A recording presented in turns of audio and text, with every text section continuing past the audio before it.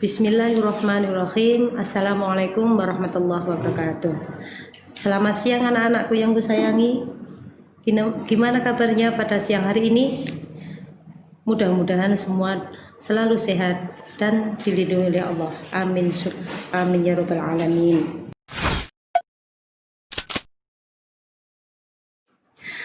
Anak-anak yang aku sayangi, di sini Bu Eni ingin melanjutkan pelajaran fikih yang kemarin. Anak-anak masih ingat nggak kemarin belajar apa fikihnya? Yang kemarin adalah tentang syarat wajib sholat, syarat sahnya sholat, dan pengertian sholat menurut bahasa maupun istilah. Dan sekarang mari anak-anak dibuka pada pelajaran fikih pertama halaman 4. Yaitu kita pelajari tentang rukun sholat. Rukun sholat adalah segala sesuatu yang harus dilakukan atau dikerjakan pada waktu kita sedang mengerjakan sholat. Ya, saya ulangi lagi. Rukun sholat adalah segala sesuatu yang harus dilakukan atau dikerjakan pada waktu kita sedang mengerjakan sholat. Anak-anak masih ingat? Rukun sholat itu ada berapa coba? Rukun sholat ada 13. Yang pertama, rukun sholat itu adalah apa coba? Nana masih ingat enggak? Yang pertama adalah berdiri tegak. Maksudnya berdiri tegak bagi yang mampu. Jika seseorang itu tidak bisa berdiri dengan tegak, maka boleh kita diberi keringanan oleh Allah untuk mengerjakan sholat dengan cara duduk. Kalau duduk dengan tidak bisa, maka bisa sholat dengan terlentang. Bukan tidur, tapi terlentang. Kemudian yang kedua, rukun sholat yang kedua adalah membaca niat. Nah, nanti niat itu akan disampaikan pada pelajaran sholat. Di sini, anak-anak tahu enggak? Niat itu boleh diucapkan di dalam hati maupun langsung diucapkan. Kemudian untuk yang ketiga adalah takbiratul ihram. Takbiratul ihram adalah takbir yang pertama hanya dibaca pada rakaat pertama saja. Takbiratul ihram itu yaitu mengangkat kedua tangan. Kemudian yang nomor 4 adalah membaca surah Al-Fatihah. Membaca surah Al-Fatihah pada sholat itu hukumnya wajib dan dibaca pada tiap-tiap rakaat. Jika seseorang tidak membaca surah Al-Fatihah pada sholat, maka sholatnya tidak akan sah. Kemudian yang kelima adalah ruku'. Ruku' itu adalah apa? Ruku' adalah membungkukkan badan dan kedua tangannya memegang kedua lutut. Itu yang disebut dengan ruku'. Kemudian rukun sholat yang keenam adalah i'tidal. I'tidal adalah bangun dari ruku'.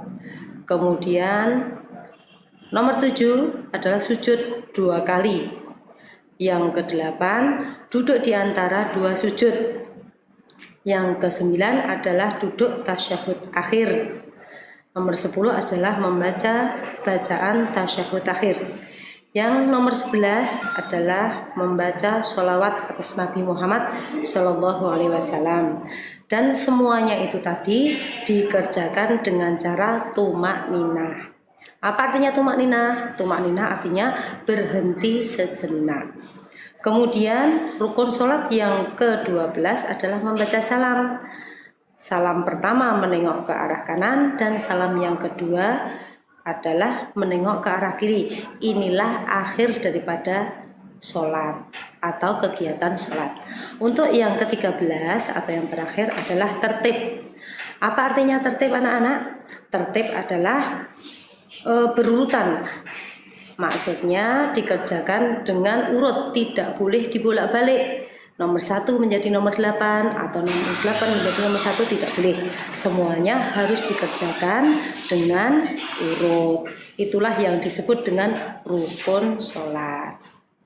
Kemudian anak-anak kita lanjutkan yaitu tentang sunahnya sholat. Sunnah sholat adalah hal-hal yang dianjurkan atau diperbolehkan dalam sholat. Sunnah sholat merupakan suatu amalan dalam sholat. Apabila dikerjakan, dia akan mendapat pahala, dan bila tidak dikerjakan, tidak apa-apa atau tidak berdosa. Kemudian sunnah sholat diantaranya di sini: 1. Mengangkat kedua tangan sejajar dengan bahu. Nah, ini termasuk adalah sunnah sholat. Yang kedua adalah pandangan mata. Itu adalah ke tempat sujud. Jadi kita tidak boleh matanya kemana-mana atau pandangan kita kemana-mana, jangan. Kita disunahkan untuk tetap pada tempat sujud. Yang ketiga adalah membaca doa iftitah. Doa iftitah adalah doa pembukaan dalam sholat.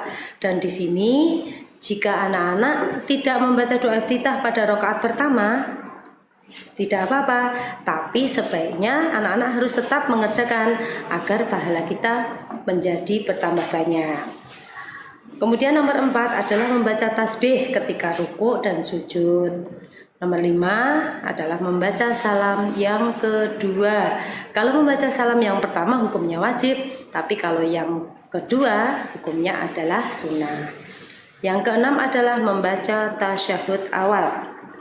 Yang ketujuh adalah meletakkan telapak tangan kanan di atas punggung tangan kiri pada saat kita mengerjakan bersedekap. Itu tadi anak-anak yang termasuk tentang sunnah-sunnah sholat. Sebenarnya masih ada banyak, tapi di sini hanya sebagian yang Bu Eni sampaikan. Dilanjutkan dengan hal-hal yang membatalkan sholat. Nah, sholat akan batal apabila melakukan salah satu perbuatan yang membatalkannya. Jika sholatnya batal, harus mengulangi kembali. Nah, di sini Bu Eni mau merincikan tentang hal-hal yang membatalkan sholat. Di antaranya adalah mengubah niat sholatnya. Lah, seandainya sholat itu kamu mengerjakan sholat subuh, tapi niatnya keliru, sholat duhur, maka sholat kalian tidak akan sah. Kemudian terkena najis, kemudian terbuka aurat, seandainya kalian seorang perempuan memakai mekena, kemudian rambutnya banyak yang keluar, dan di situ adalah salah satu hal-hal yang membatalkan sholat. Yang keempat adalah berbicara atau bersenda gurau atau gojek dengan temannya, itu juga termasuk hal-hal yang membatalkan sholat. Yang kelima adalah bergerak yang bukan gerakan sholat. Contohnya dia tangannya gerak-gerak bermain dengan temannya, kemudian ada yang garuk-garuk tidak berhenti-berhenti. Nah, di situ lebih dari 3 kali, nah di situ menjadi batal. Kemudian pada saat kamu makan dan minum, yang nomor 6 itu juga membatalkan sholat. Pada saat kamu mengerjakan sholat, mungkin sisa-sisa makanan itu masih ada pada lisan kita atau pada mulut kita, itu juga bisa membatalkan sholat. Kemudian kalau minum, kamu sudah mulai sholat, kemudian kamu berhenti untuk minum, maka sholatnya juga akan batal. Kemudian nomor 7 yaitu mendahului gerakan imam. Maka jangan sampai anak-anak, biasanya anak-anak yang di masjid banyak yang suka mendahului gerakan imam. Contohnya seorang imam baru mau rukuk, kalian sudah rukuk duluan, atau pada saat imam baru i'tidal, kemudian anak-anak sudah mengerjakan sujud duluan. Itu mengakibatkan sholat kita batal. Yang ke-8 adalah berhadas besar dan hadas kecil. Kemudian yang nomor 9 adalah murtad. Untuk pada kelas 1 kemarin anak-anak sudah diajarin belum apa artinya murtad?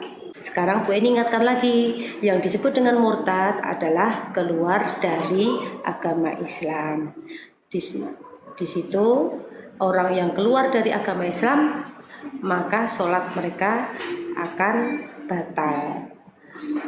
Demikianlah tadi anak-anakku yang kusayangi, pelajaran pada siang hari ini kita akhiri dulu, dan mudah-mudahan anak-anak bisa menerima apa yang telah dijelaskan oleh Bu Eni tadi. Mudah-mudahan bermanfaat dan selalu belajar, jangan sampai kamu meninggalkan sholat. Wassalamualaikum warahmatullahi wabarakatuh.